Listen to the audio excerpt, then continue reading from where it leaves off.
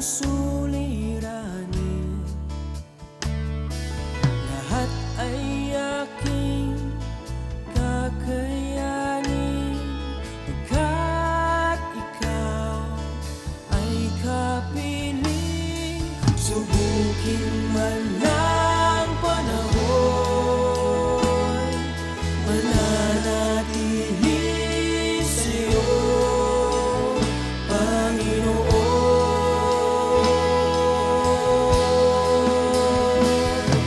walang alinlangang maglilingkod, walang pangambang sa'yo ay susunod, hindi susuko at hindi ito patuloy lamang sa iyo,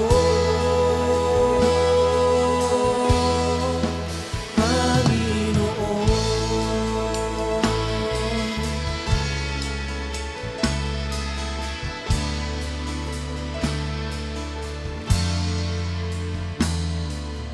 Ikaw ang aking paglilingkuran, kahit saan dalhin. Ikaw ay lagi kung susundin, anuman ang suliranin, lahat ay aking kakayanin, pagkat ikaw ay kapiling. Subukin man ng panahon, mananatili sa'yo, Panginoon.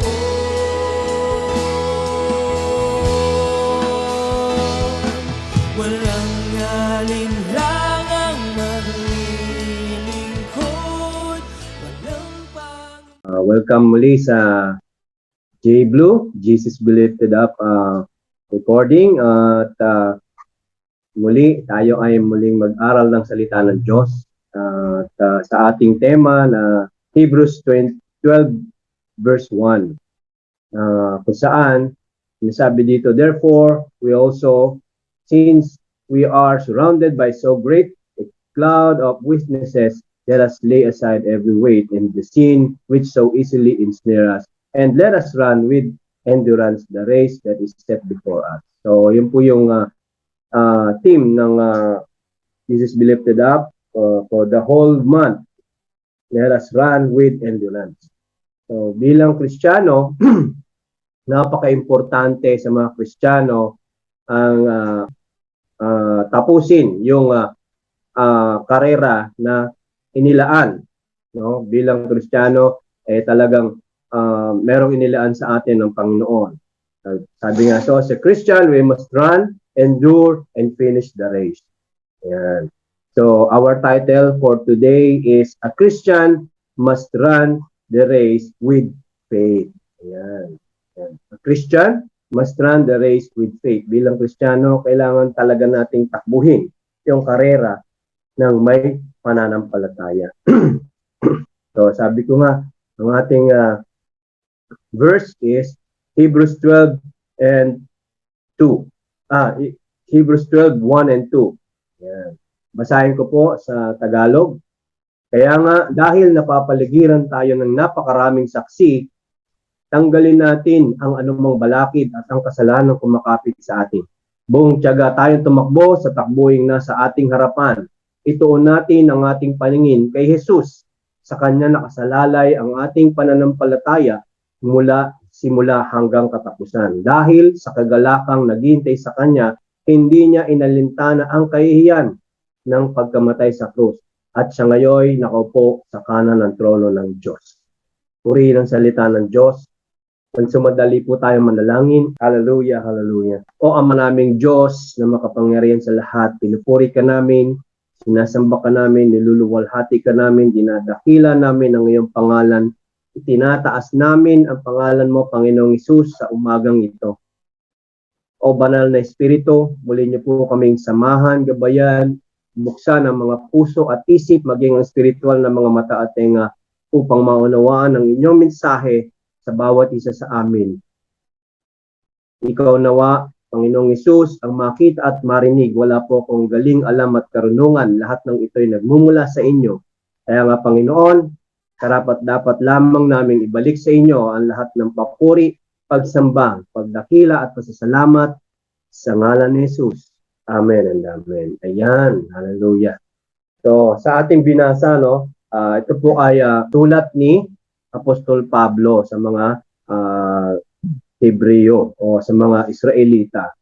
No, kasi ay maraming nakatingin sa kanila noong time na yon, ano, at marami ring bilang mga Kristiyano noon pa man, no, naroon na yung mga balakid, yung mga kasalanan na pumipigil sa mga Kristiyano. Pero kung ikukumpara noon sa ngayon, no, mas hayahay ang mga Kristiyano ngayon. Po. Kasi nung panahon nila, talagang napakahirap. Bakit? Kasi sila ay nakakaranas ng sufferings or yung talagang nung time na yon panahon ni King Nero, yung mga Kristiyano noon ay pinapahuli, no? Pinapahuli ni Herod, no? Anong ginagawa ni Nero, tuloy. Ni King Nero, kung saan yung mga Kristiyano pinapakain niya sa mga leon, no? Ginagawa nilang laruan ng mga Kristiyano noon. Pinapanood nila habang kinakain ng mga Kristiyano, ng mga leon, no? Hindi pa 'yon, no? Yung mga Kristiyano noon, ginagawa nilang ilaw sa gabi. Paanong ilaw sa gabi? Sinisilaban yung mga Kristiyano, no? Tinatali sa isang poste tapos sinusunog. Yun ang ginagawang pailaw. O, di ba?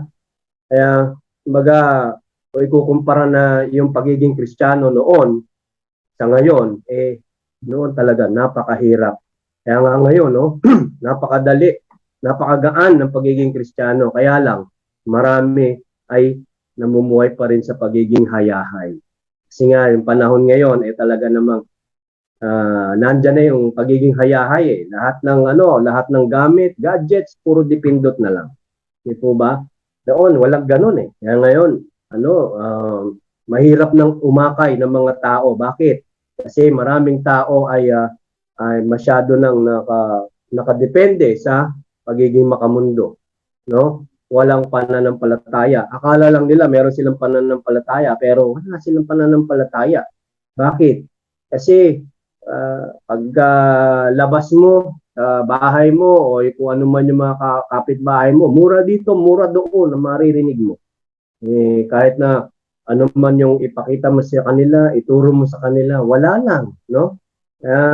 Kasi nga, iba na ang nasa isip nila, ang mundo ngayon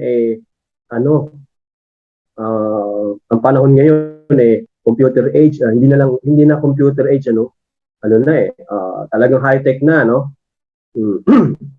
So, sa madalit salita, marami ang hindi, yung akala nila, sila ay mananampalataya.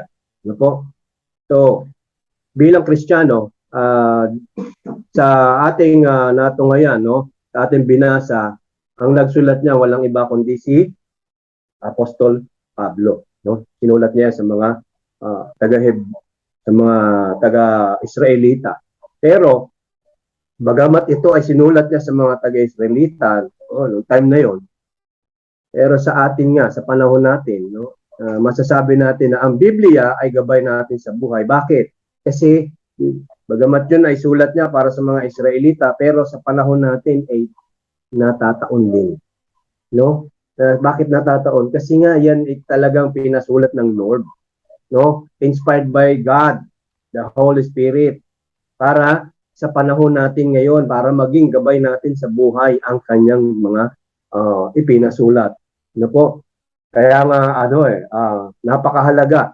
So, kung pag-uusapan ng pananampalataya, si Apostol Pablo isa yan sa matitindi ang pananampalataya.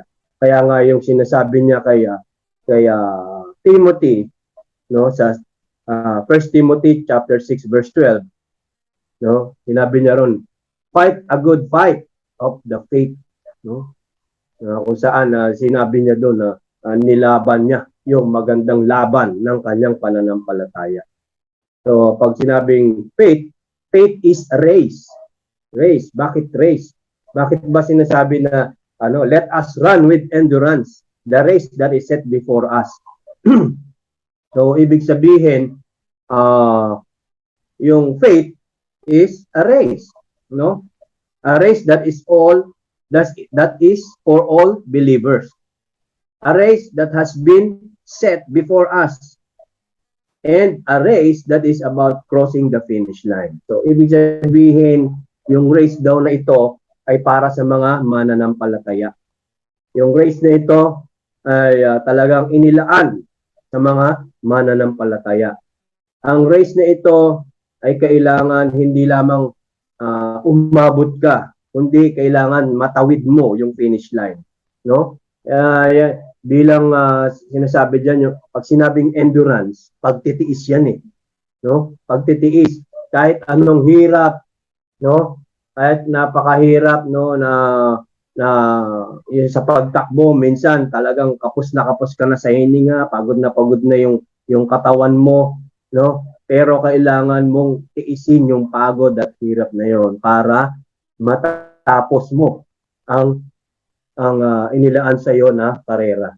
Kaya nga sabi, pag sinabing endurance, bakit ka ba nagtitiis? Bakit mo tinitiis yung hirap at pagod? Dahil sa pananampalataya kay Kristo. Di po ba? Dahil sa faith eh. Kaya nga sinabi ni Apostol Pablo kay Timothy sa 2 Timothy verse 4:7, I fought the good fight. I have finished the race. I have kept the faith.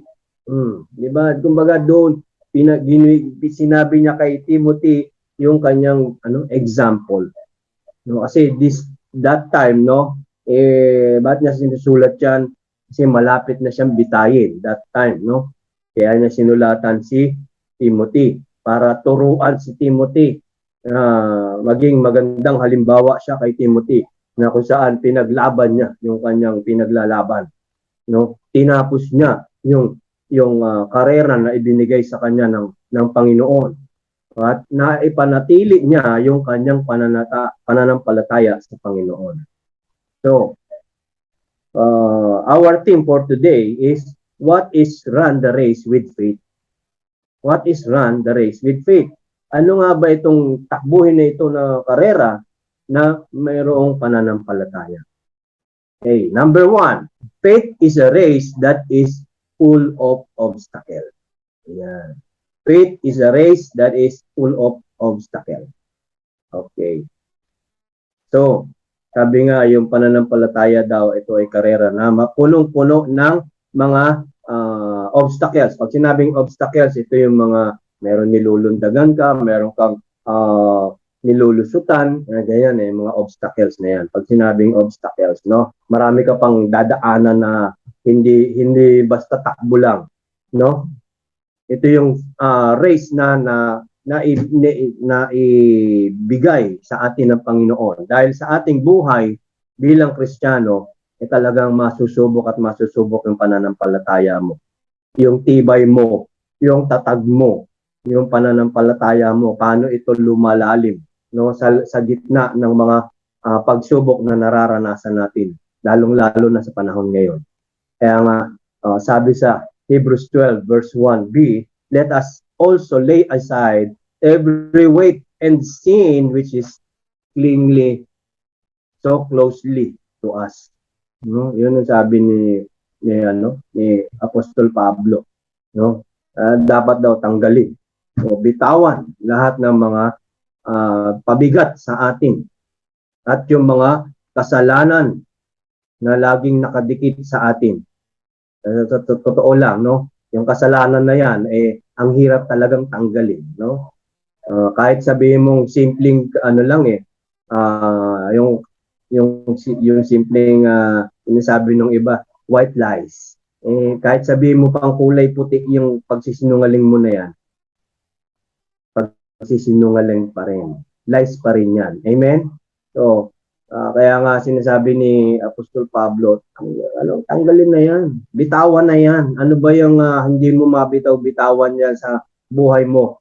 Kaya hindi ka makapaglingkod ng maayos sa Panginoon. Ano ba yung nakakapit sa'yo na hindi mo mabitaw-bitawan kasi naiistorbo yung pananampalataya mo sa Panginoon. Diba? Sabi nga, the burden of the cares of this world. Yan, yung burden. Yan yung inaalagaan ng mga makamundo, yung kabigatan na yan. No, yung burden na yan, yung kanilang daladalahin. No? Yan yung inaalagaan ng karamihan eh. No. Meron niyang meron niya sa FB nag-post. Sabi, bumili ako ng aso para may magbantay sa bahay namin. Pero ano nangyari? Hindi pa rin siya makaalis kasi alaga niya yung mga aso. O, di ba? Pambihira. Paano na yung kanyang paglilingkod o yung kanyang pananampalataya sa Panginoon? O, di ba? Para lang siyang bumili ng magpapabigat sa kanya. O, di ba? Yung iintindihin niya pa imbis na iwan niya yung kanyang bahay kasi may bantay. Kaso binili niya, halimbawa yung alagain, mga Shih Tzu, yung mga imported dogs na kailangan lagi mong pinapakain, bini-baby, no? Sabi nga, pinapamper. Meron pang mga diaper yung mga yan, di ba? Yan yung isa yan sa mga balakid sa paglilingkod o sa inyong pananampalataya sa Panginoon. Di po ba? Ano pa? The weight of sin. No? Pag sinabing weight, yung bigat ng kasalanan. Minsan, no? Yung iba hindi makapagsimba kasi nahihiya. Bakit nahihiya? Kasi hindi ako nababagay diyan. May nagawa akong kasalanan o kaya makasalanan ako. Merong mga ganun tao. Bakit ko nasasabi 'yon? Kasi dati po akong ganyan, no? Hindi ako bagay diyan, makasalanan ako. Diba? Madaling sabihin, no? Kahit ako narinig ko rin yun noon, pero ginaya ko na lang din. Kasi maraming tao ganun eh, no? Kaya lang, bakit nasasabi yun? Kasi hindi naman talaga nakakilala sa Panginoon. Pero kapag ka nakilala mo ang Panginoon, magugulat ka na, ay, napakasama na pala ng mga ginagawa natin, no? Tulad ko noon, nung malaman ko, talaga palang maling-mali yung mga pinagagawa ko. Akala ko okay lang, pero mali pala. Amen? Ano pa? The stress must be eliminated. Kasi yan yung mga obstacles sa ating mga buhay. Yung stress na yan. Saan ka ba na-stress? Kailangan mawala yan sa ating mga buhay. No? Kasi kapag meron yan, paano masasabing yung pananampalataya mo ay talagang tuloy-tuloy? Sa stress pa lang, no? Yung iba pag na-stress nanggagalaiti na sa galit. Hindi ba? Pag nagalit ka, hindi mo na nakontrol, wala na. Minsan, out of control ka na, ano na nagagawa mo, hindi mo alam. Amen? Yan yung mga obstacle na dinadaanan natin sa ating mga buhay bilang Kristiyano. No? Na kung sinasabi mong may pananampalataya ka, no? Paano mo mapapatunayan yung pananampalataya mo? Kung sa mga yan, sa burden, sa weight, sa stress, nagpapatangay ka. Kung sa mga yan ay hindi ka na makapaglingkod, hindi ka na makapunta ng church kapag ka may prayer meeting, kapag ka hindi ka na maka-attend ng dawn watch, hindi ka na maka-attend ng Sunday service dahil nga sa mga bit-bitin, sa mga pabigat sa iyong buhay. Na akala mo okay lang, akala mo blessing ng Lord, no? Kaya lang minsan sa sobrang blessing, yung iba nalulunod na. No? Hindi nila naintindihan na ninanakaw nito yung oras para sa Panginoon. Amen? Yung pananampalataya nawawala, nabibitawan o nanghihina. Amen? Yan yung kailangan maunawaan natin sa ating mga buhay bilang Kristiyano. kung sinasabi mong ikaw ay mananampalataya, no? Alam mo yung mga obstacles na yan, yung mga balakid na yan sa ating mga tinatakbo sa ating buhay. Pangalawa, faith is a race of endurance. Ayan. Faith is a race of endurance. Ibig sabihin na endurance, ito nga, kailangan talaga meron kang pagtitiis. No, matiisin ka. No? Talagang titiisin mo anuman ang hirap na iyong dinadaanan. Amen. Yan nga sinasabi, 12:1d sa Hebrews. Let us run with endurance the race that is set before us. Ibig sabihin, pag sinabing pagtitiis o endurance, merong suffering. Diba? Sabi nga, suffering is for all believers. Oh. Sa lahat ng mga mananampalataya, merong suffering. Oh, si Lord nga, dinaanan niya yan eh. Siya nga naging great example sa mga sufferings na kanyang tiniis. Amen. So, anong sabi sa John 16 verse 33? John 16 verse 33, I have said these things to you, that in me you may have peace. In the world you will have tribulation, but take heart, I have overcome the world. Sino may sabi niyan? Ang Panginoong Hesus. Diba? So, hallelujah. Ay, napakabuti ng Panginoon. No? Kasi, siya pa rin yung nagsasabi sa atin. No, take heart. No, magtiis ka lang. Oh, kasi bakit? Napagtagumpayan niya na. Sinabi niya yun eh. Yung lahat ng pasakit, lahat ng hirap dito sa mundo. Pinagdaanan niya na yan. Baga napagtagumpayan niya na yan. Amen? Kaya nga sa kanya muling pagkabuhay, lahat yan. Tagumpay. Victory. Amen? Kasi kaya nga niya sinasabi sa atin yun. Siya mismo. No? Nagkaroon ng kapayapaan. So meaning, talagang sa atin, no, siya kasi sinasabihan niya dyan, although yung mga disipulo, pero bilang mga mananampalataya na nagbabasa, tayo rin yung kinakausap dito ng Panginoon. Di ba? In the world, you will have tribulation. Kaya yung sufferings na yan, talagang para sa atin din yan, na kailangan nating batain, harapin. Hindi natin kailangang atrasan. Hindi natin kailangan takbuhan na patalikod. Kundi takbuhan ng pasulong. Amen? Letter A po yun. Suffering is for all believers. Under ng faith is a race of endurance. Letter B. Suffering is for most of life. Suffering is for most of life. Ibig sabihin, sa lahat ng tanang buhay, puro suffering. Kahit naman na sinasabi natin na hindi mananampalataya, nagsasuffer din naman eh. So, bakit sasabihin nila, ay, ayoko maging born again kasi puro hirap dyan, daming bawal. Hello? Okay, tingnan natin yung sinasabi ng awit. Psalms 90 verse 10. Psalms 90 verse 10, sabi rito, our days may come to 70 years or 80. If our strength endures, yet the best of them are but trouble and sorrow. For they quickly pass and we fly away. Diba? Sabi nga nung sumulat niyan, si Haring David, no? Maaaring umabot ng 70 years or 80 years old, no? Yung kanilang lakas ay nandoon pa rin, no? Napagtitiisan pa rin, no? Kahit na yung iba ay ugod-ugod na, pero sabi nga nandoon pa rin, mararanasan pa rin yung mga trouble at kalungkutan, no? Kasi nga, pero sa totoo lang, sabi nga, lilipas din yan. Di ba? Lilipas din yan. Daanan mo lang yung mga hirap na yan. Tanungin niyo yung mga matatanda.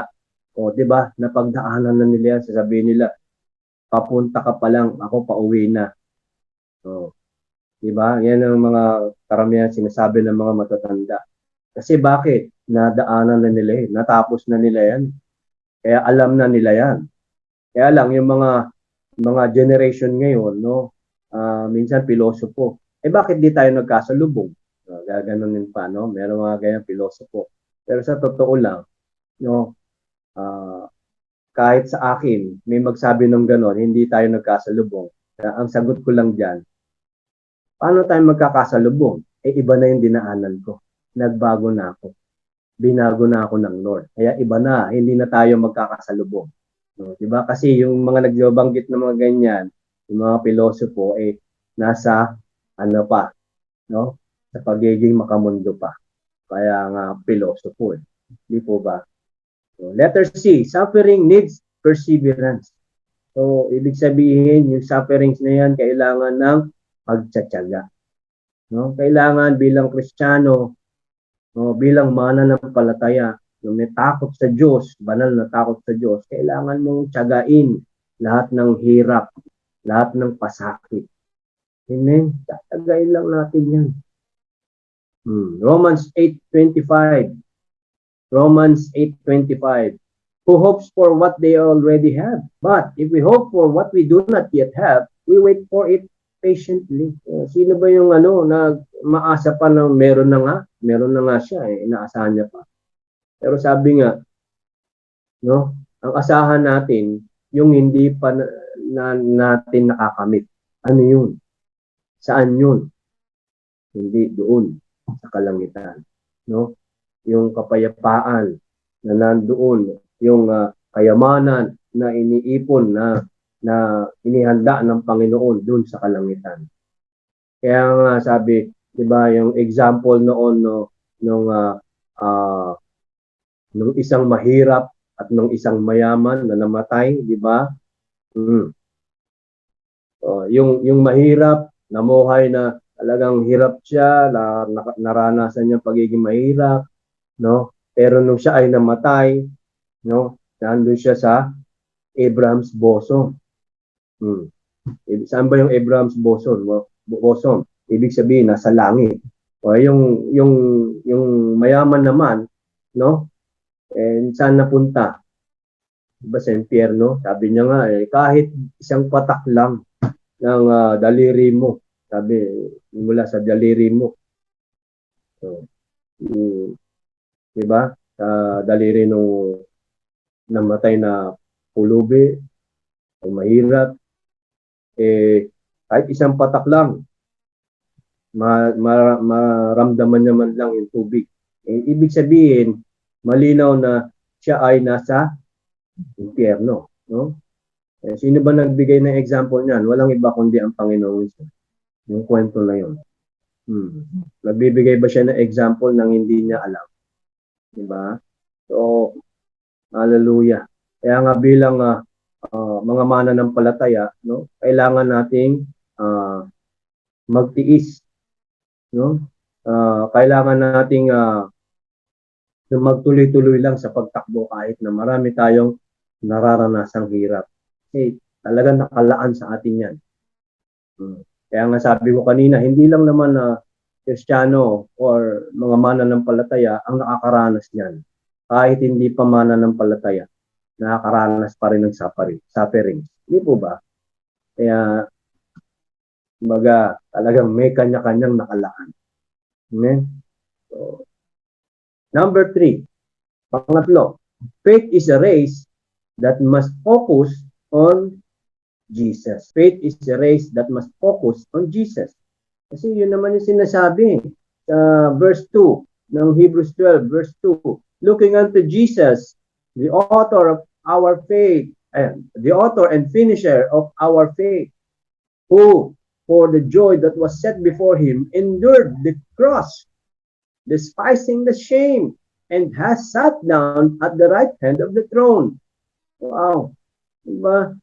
Kaya kung talaga may pananampalataya ka, dapat nakafocus ka sa goal. Sino ba ang goal? Walang iba kundi si Jesus. Ang goal ng mga Kristiyano, si Jesus, Lord Jesus. Kasi kung saan-saan ka tumitingin, maaari kang mahila o mahata. Hindi po ba? Pero kapag meron kang goal o kung kanino ka nakafocus, no, hindi ka madadapa. Hindi ka mahuhulog. Di ba? Hindi ka matatrap. Amen? Hallelujah. Bilang Kristiyano, talagang nakafocus tayo sa Panginoong Hesus. Sabi nga, look to Jesus, the founder and perfecter of our faith. Oh, diba? Letter A, look to Jesus, the founder and perfecter of our faith. Yun yung sinasabi niya eh. Amen? Kailangan talaga kay Jesus lang tayo nakatingin, hindi doon sa ating kapwa o kapatiran na minsan kinakadapaan. Ay, naku, nakita ko na naman tong si brother. Nakita ko na naman to si sister. Ay, naku, tagal-tagal nitong Kristiyano. Okay. Diba? Minsan ganun eh. Pero sabi nga, bilang Kristiyano, huwag mo tingnan yung iba. Tumingin ka lang kay Lord. Yung ginawang example ng Panginoon. Yung kanyang binata, yung kanyang tiniis. Saka yung kahihiyan, hindi niya inalintana. Para saan? Para mabayaran yung ating mga pagkakasala. Tapos tayo, marami sa atin, ayaw nang napapahiya. Pinapahiya mo ko eh. Di ba? Ganun minsan eh. Ayaw nang ganun. Letter B, look to Jesus who endured the cross, disregarded the shame for the joy set before him. Oh, di ba? Kailangan lang bilang Kristiyano, nakatuon tayo kay Jesus. Iniis niya yung pagkakapako sa krus. Oh, di niya inalintana yung kahihiyan. Hinubaran siya doon. Kung ano-ano yung pinagsasabi sa kanya. Pinagbibintangan pa siya. Diba?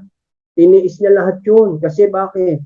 Alam niya yung kahihinatnan ng kanyang ginawa. For the joy set before him. Kailangan, ang Panginoong Hesus, siya mismo, binigay niya example niya.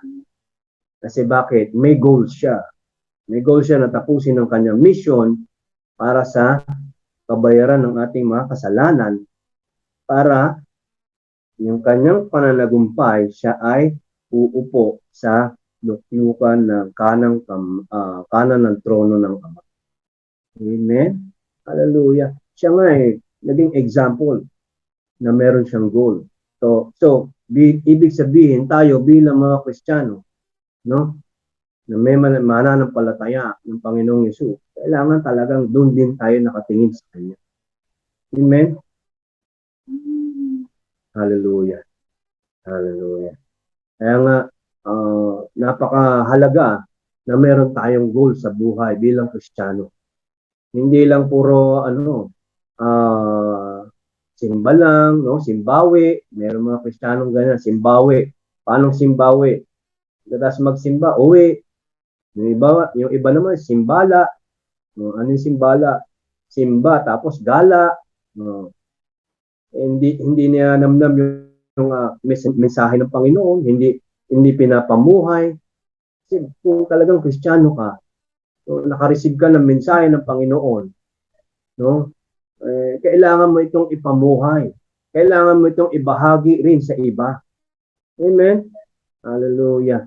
Kaya bilang Kristiyano, to run the race, sa ating conclusion, to run the race with faith, we must know that, number one, faith is a race that is full of obstacles. Number two, faith is a race of endurance.